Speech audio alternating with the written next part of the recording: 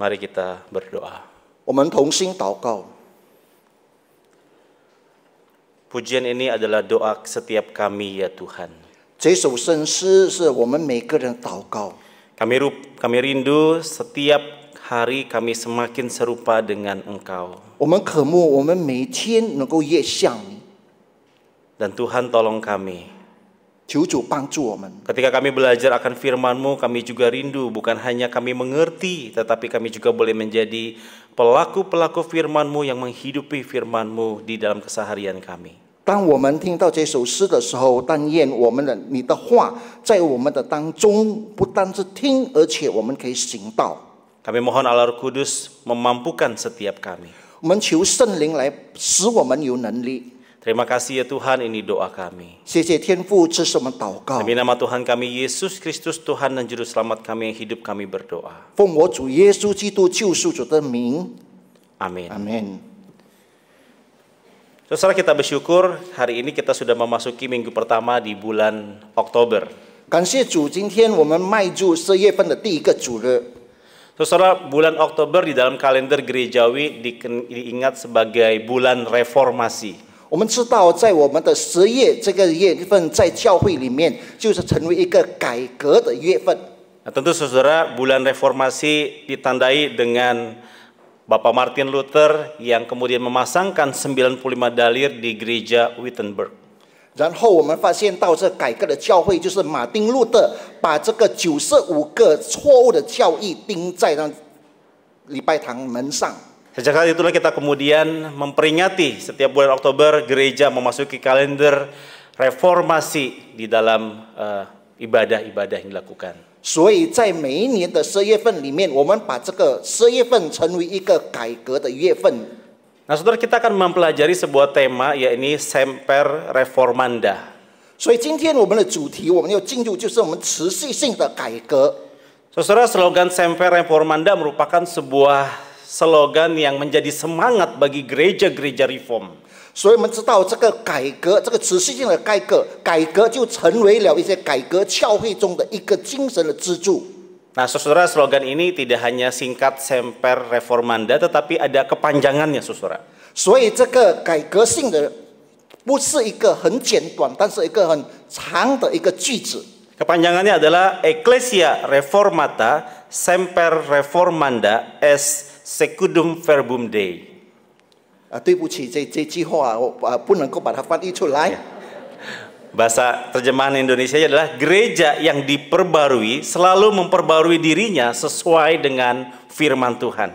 如果有这样的翻译的话，那么革新的教会总是按照上帝的话来更新自己。 Nah, saudara, bayangkan slogan ini menjadi satu slogan yang sangat melekat sekali di dalam gereja-gereja reform. 所以这种愿意就成为了一个改革教会里面的一个很重要的支柱。 Menjadi sebuah penyemangat bagaimana gereja selalu memperbarui dirinya sesuai dengan firman Tuhan di sepanjang abad dan zaman. 所以这个精神就是推动了每一个教会，总是他改革他自己，经过了历代的世纪。 Saudara, menariknya slogan ini bukan dicetuskan oleh Bapak Martin Luther yang memasangkan 95 dalil.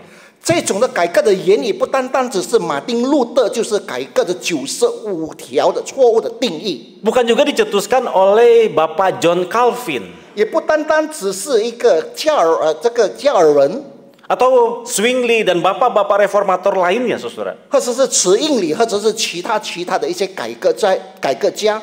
Tetapi slogan ini dimunculkan oleh seorang teolog yang hidup di tahun 1620 sampai 1677. 但是这个只是一个神学家，他生活在1620年到1677年， yang bernama Jodocus van Lodenstein. 他名字叫范洛登斯坦。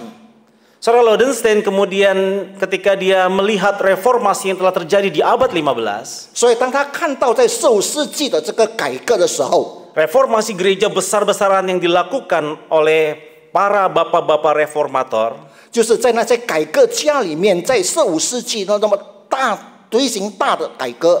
maka saudara, Lodenstein melihat bahwa gereja jangan berhenti hanya sampai kepada titik itu. 范洛登他说，教会的改革不单单不要停止在那个点数而已。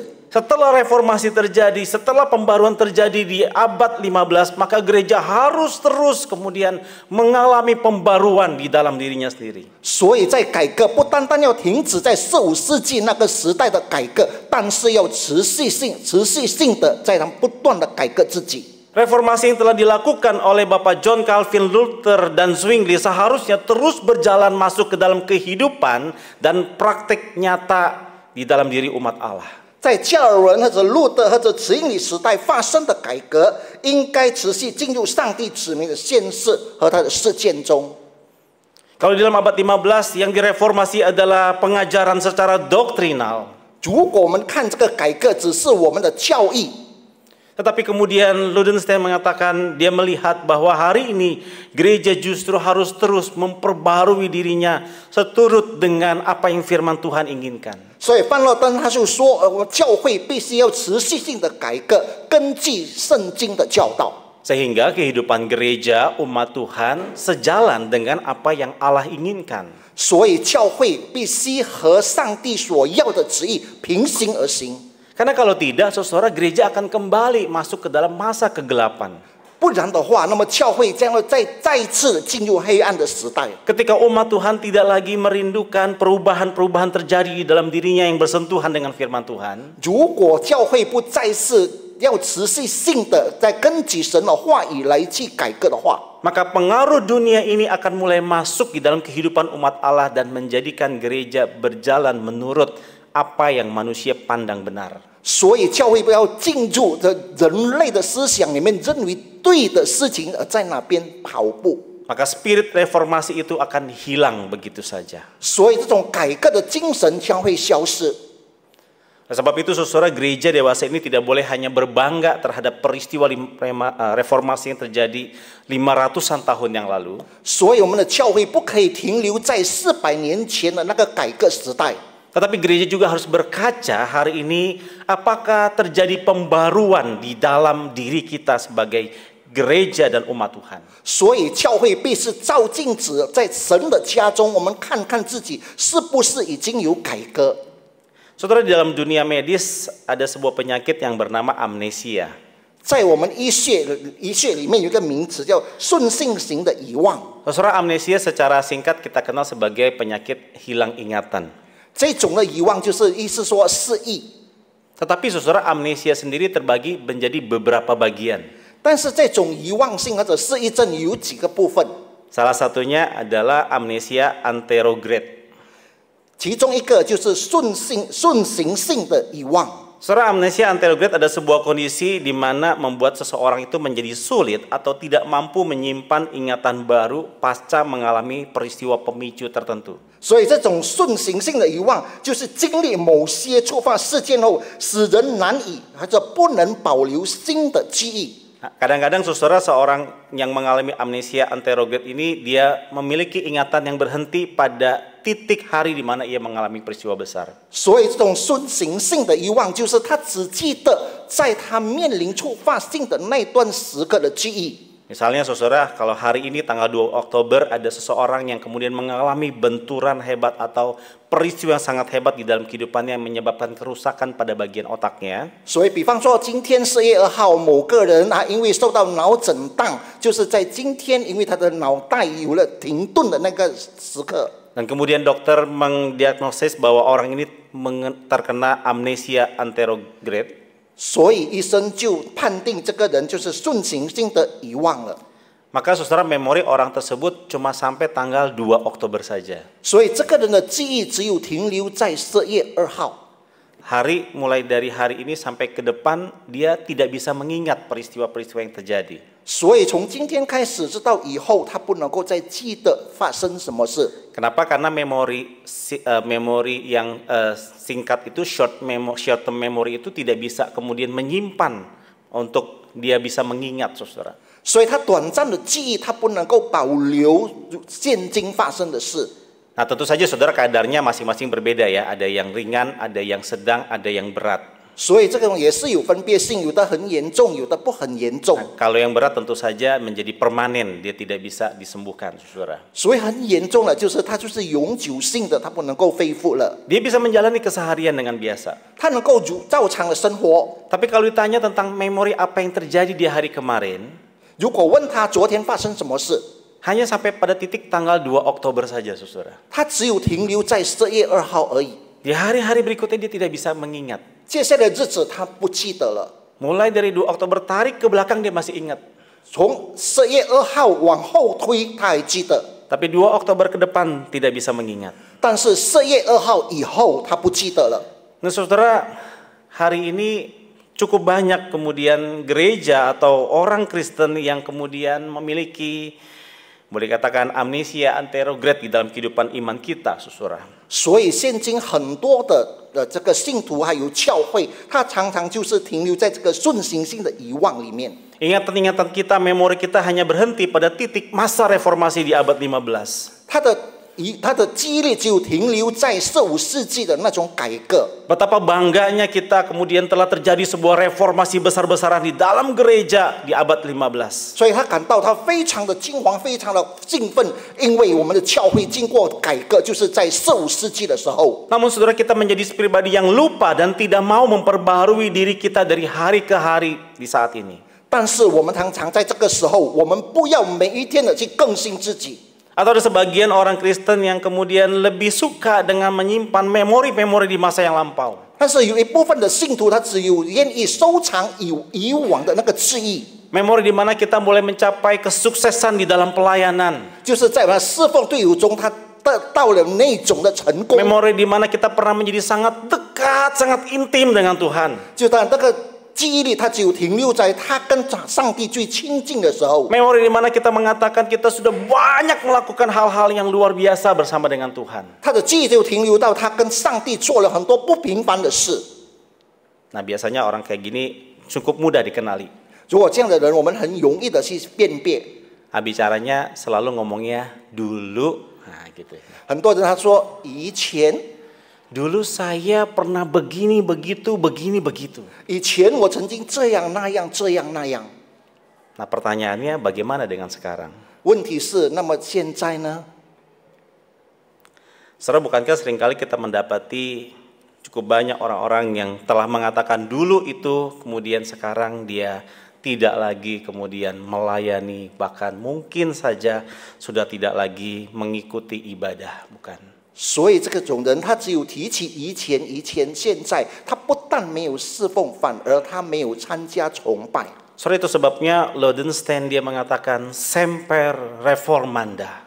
所以他就说了有一种的思想的更新。 Kita harus terus menggumuli untuk memperbarui diri kita sehari demi sehari. 我们必须面临这种挣扎，我们必须要改革一天又一天。 Dan tentu saja memperbaruinya berdasarkan kepada anugerah dan firman Tuhan. 当然，这种改革我们需要神的恩典和神的话。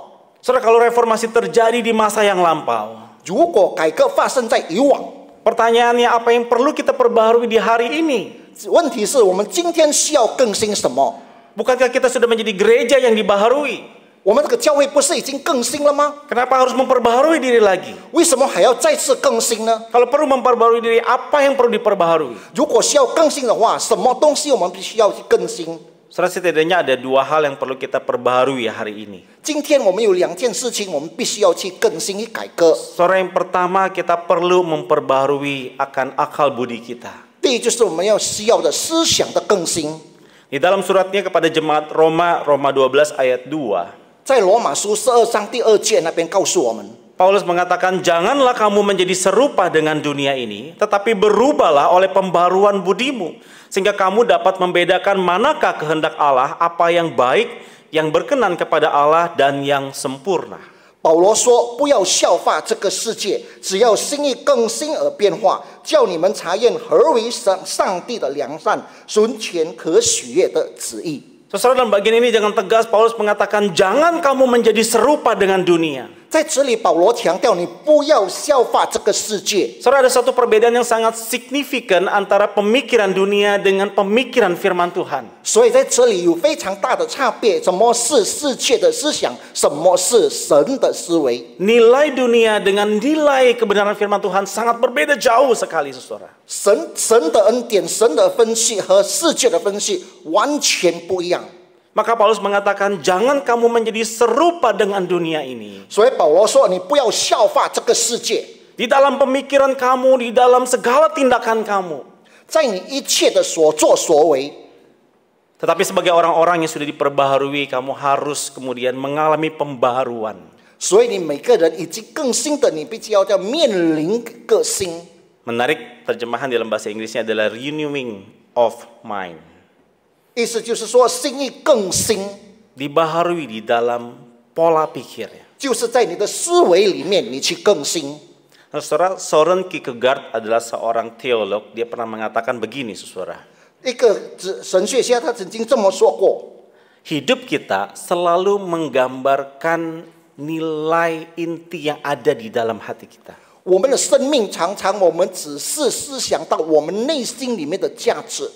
Jadi nilai yang kita pegang, yang kita yakini itu menggerakkan hidup kita, saudara. 所以我们内心里面的价值来推动我们的生命。 Dan tindakan kita adalah sebuah ekspresi daripada nilai itu. 所以我们所做的一切所为，就是因为来反映出我们这种内心的价值。 Sebagai contoh, saudara. 我比例， Waktu kecil orang tua saya selalu bilang begini, saudara. 当我小的时候，我的父母常常对我说 Belajar yang rajin. 你要殷勤的读书。 Kalau kamu belajar yang rajin, nanti kamu bakal dapat kerja yang baik. 如果你殷勤的读书，那么你就会找到一份 Kalau 好的工作。 dapat kerja yang baik, kamu dapat uang yang banyak. 如果你殷勤工作，你会得到很多的钱。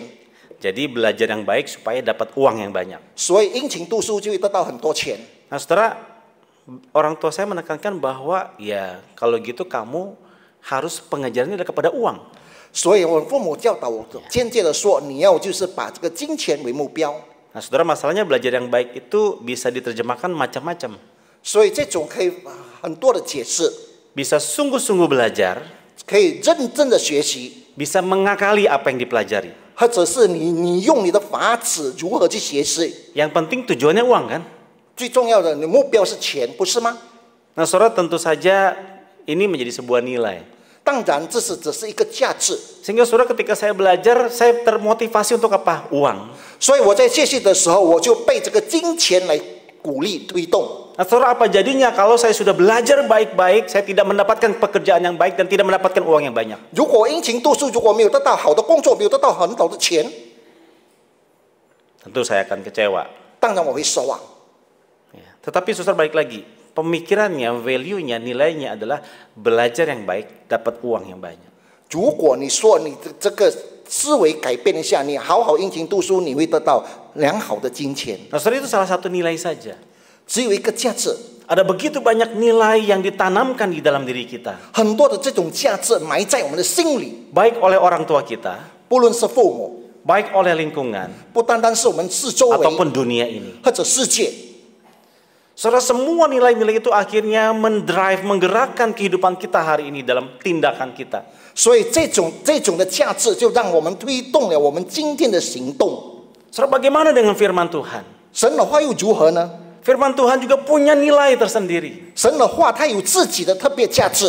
Saudara, itu sebabnya orang percaya perlu terus-menerus baca kitab suci setiap hari. 所以一个人的价值就是每一天不间断的读神的话， Supaya nilai-nilai firman Tuhan itu masuk dan menjadi pegangan dalam hidup kita. 让神的这个话语的价值进到我们心里面，成为我们生命中的扶手。 Karena kalau tidak, nilai dunia ini akan merubah setiap kita. 如果没有的话，那么这个世界的价值会改变我们。 Saudara, bagaimana dengan nilai value di dalam hidup kita hari ini? 今天我们这个人的价值到今天是如何呢？ Dunia mengajarkan bahwa kesenangan atau tujuan hidup manusia adalah pencapaian kepada harta, tahta. 如果今天价值在于我们人生的观点来看，就是我们的金钱和我们的地位。 Dunia mengajarkan kepada kita untuk mengejar kekuasaan. 世界告诉我们来追求我们的权利， Maka saudara, ada orang-orang yang kemudian memakai berbagai macam cara untuk mencapai tujuan itu, kekuasaan. 所以很多人努力的怎么样来去到达这种权利的地步。 Ada orang-orang yang menggunakan segala macam cara memanipulasi banyak orang untuk mendapatkan kepuasan dan bahkan mungkin harta. 所以很多人就是努力的用他的自己的非法的手段得到了这种金钱或者是权利。 Saudara, bagaimana dengan nilai yang firman Tuhan ajarkan? 那么神教导我们的这个价值是怎么样的呢？ Saudara, jelas dari awal Tuhan mendesain manusia, menciptakan manusia bukan untuk mencapai kekayaan, kenikmatan, kekuasaan. 所以教导我们的不是我们来领受金钱还有这个权利。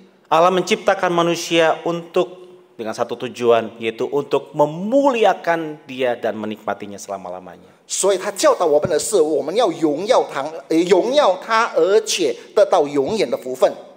Kalau tujuan hidup manusia adalah memuliakan Tuhan dan menikmati Dia selama-lamanya, 如果我们只是要荣耀上帝，而且我们要欣赏他永远， maka bagaimana saya bisa mencapai ke sana? 那我们用什么方法我们可以到那个地步？ Maka saya perlu kendaraan.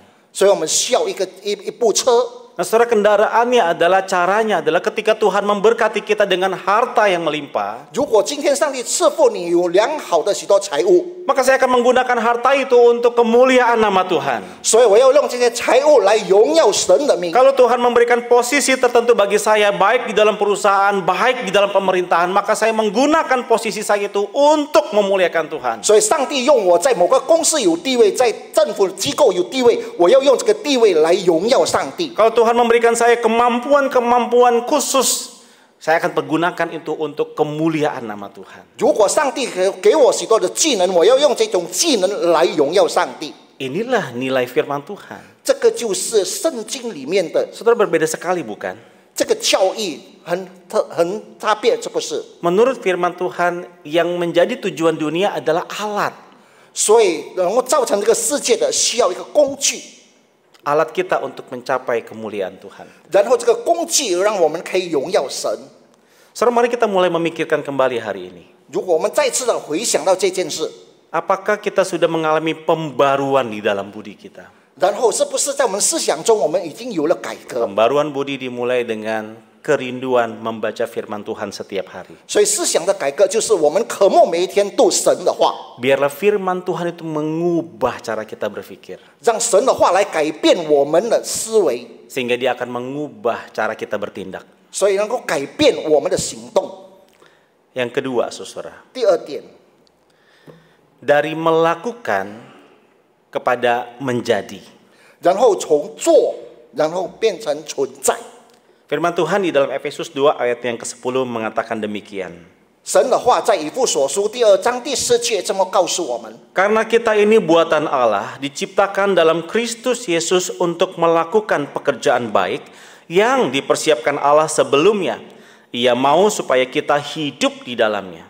我们原是他的工作，在基督耶稣里造成的。我要叫我们的行善，就是上帝所预备叫我们所行的。 Saudara, dalam bagian ini Paulus mengingatkan bahwa setiap orang-orang yang percaya kepada Tuhan Yesus, 保罗在这里提醒每一个信耶稣的人， dia adalah ciptaan yang baru. 他也是个新造的人， Yang lama sudah berlalu, yang baru sudah datang. 旧事已过，都变成新的了。 Tetapi bukan hanya itu saja. 不单单是那样而已。 Paulus mengatakan bahwa kita yang adalah ciptaan baru di dalam Kristus Yesus ini, 所以保罗说，我们在基督里面是一个新造的人， kita diminta untuk melakukan. 要我们去行， Artinya doing, saudara. 意思说去做。 Melakukan pekerjaan yang sudah Allah persiapkan sebelumnya. 这个做这个工作是上帝早已预备好 Tetapi 的。 ayat ini tidak berhenti sampai kata doing. 如果在这里我们只是停留在行这个事， Lalu Paulus mengatakan, Tuhan mau kita hidup di dalamnya. 保罗说，上帝要我们在他里面活着。 Artinya kita bukan sekedar hanya melakukan karena sebuah tuntutan, 但意思就是说，我们不单单被要求这么去做， tetapi kita menghidupi apa yang kita lakukan itu. 所以我们要把我们所做的活出来。 Saudara, ada perbedaan yang sangat signifikan sekali antara melakukan karena tuntutan dan menghidupi apa yang dilakukan. 所以这个有很大的区别，我们是被迫要求去做的，或者是我们行善去做出来的。 Saya belajar karena papa mama saya udah mengeluarkan uang. 我学士就是因为父母已经出了钱， Kalau nggak belajar, papa mama ngomel terus. 如果没有好好学习，父母一定唠叨。 Papa mama sudah susah-susah cari uang buat kamu sekolah, belajar yang benar. 父母已经很辛苦的赚钱，你必须好好的学习。 Daripada capek dengerin suara omelan mama yang kayak kaset rusak. 如果我听到妈妈的话，就好像那个坏的 Ya 卡 udahlah, 带， belajarlah. 坏的卡带，好吧，我就学习吧。 Tapi hatinya kesel.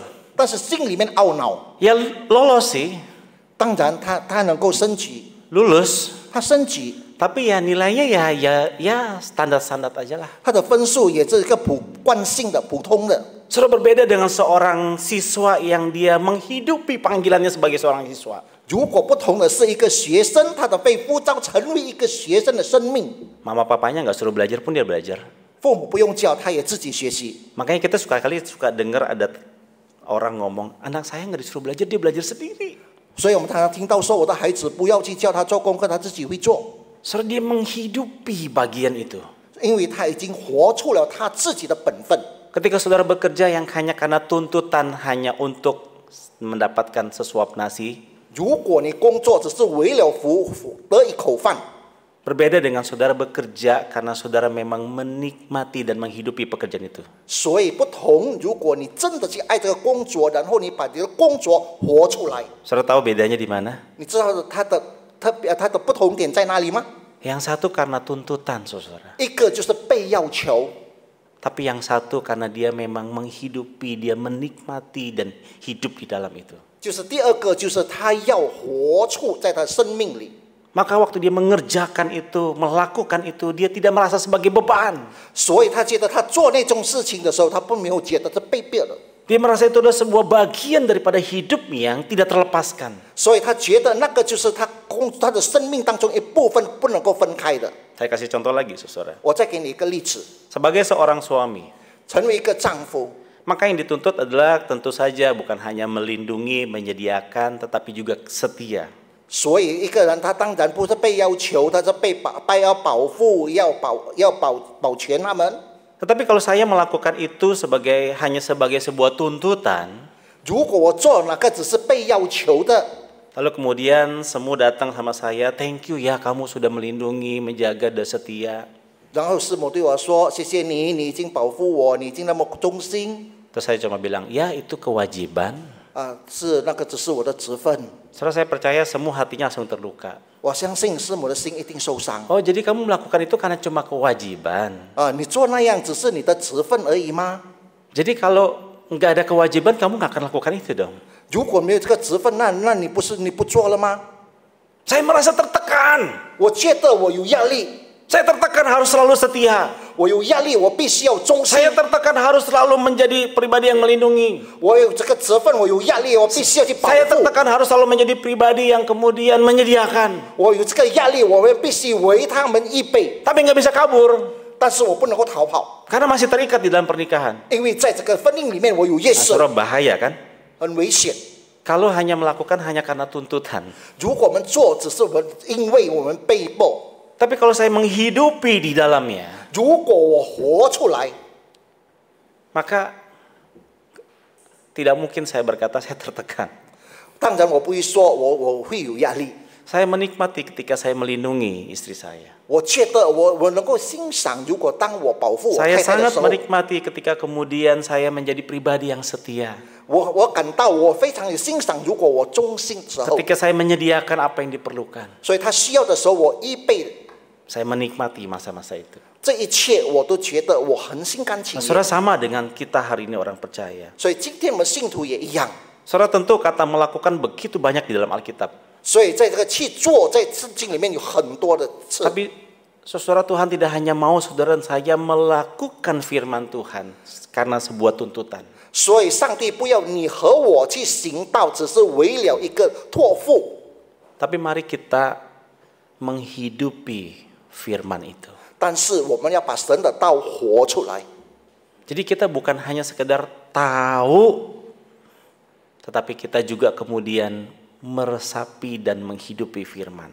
我们不单单知道，但是我们自己可以领受，我们把这个道活出来。 Kita bukan cuma knowing, 我们不单单知道， bukan cuma doing, 不单单去做， tapi being.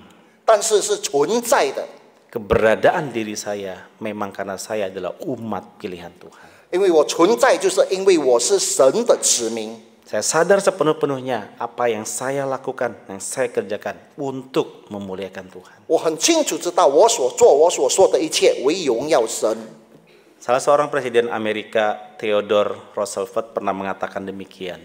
美国的总统丢掉，他曾经说过这样一句话： Tidak ada satu orang pun yang peduli betapa banyak kamu tahu, 没人在意你知道多少， sampai mereka tahu berapa banyak kamu peduli. 直到他们知道你有多在乎。 Saudara, orang di luar sana nggak bakal tanya, saudara pernah ikut kelas katekisasi berapa periode? 没有人问你，你参加这道班你有几个过程？ Orang di luar sana nggak bakal tanya berapa banyak kamu baca Alkitab dari Kejadian sampai Wahyu berapa kali? Nggak tanya. 没有人问你说你从创世纪到启示录你读了多少次？没有人问你， Bahkan mungkin mereka nggak peduli, saudara. 甚至有的人不在乎你。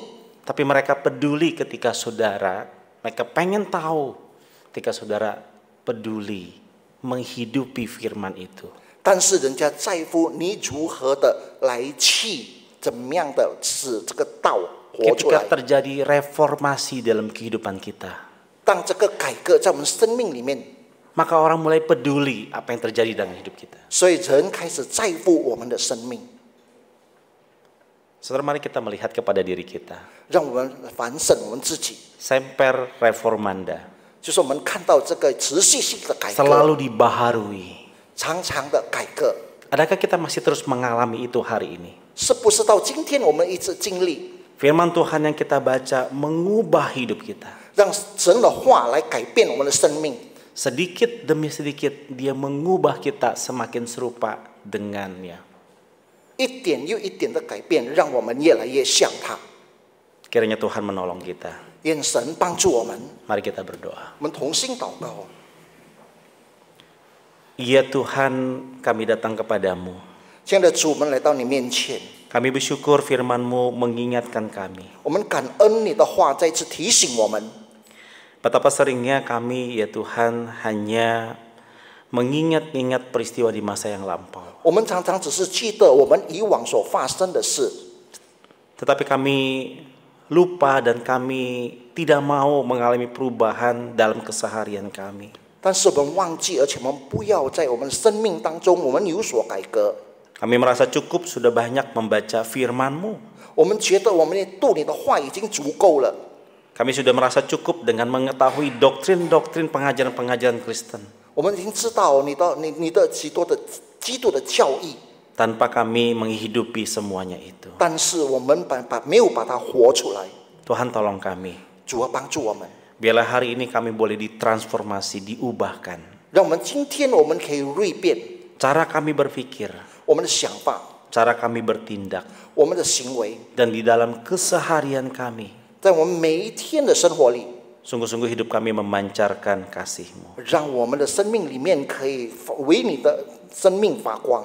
Sebentar kami akan satu meja dengan Engkau.